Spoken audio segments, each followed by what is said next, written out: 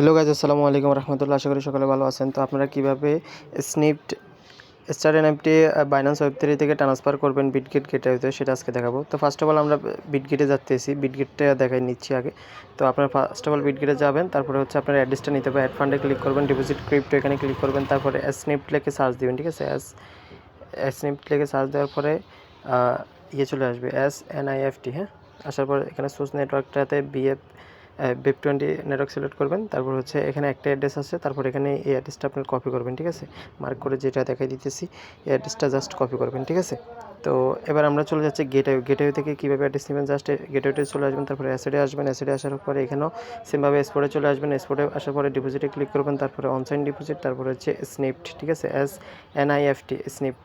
ঠিক আছে, তো এটার উপরে একটা ক্লিক করবেন, তারপরে কপি করবেন অ্যাড্রেসটা। ঠিক আছে, তো দুইটা থেকে অ্যাড্রেস নেওয়া এখন চলে আসবে বাইন্যান্স ওয়েব3-তে। তারপরে এখানে হচ্ছে সেন্ডে ক্লিক করবো, উপরে দেখেন সেন্ড লেখা আছে, সেন্ডের উপরে ক্লিক করবো। তারপরে দেখেন এখানে স্নিপড লেখা আছে, স্নিপডে যে অ্যামাউন্ট ওখানে উপরে ক্লিক করবো।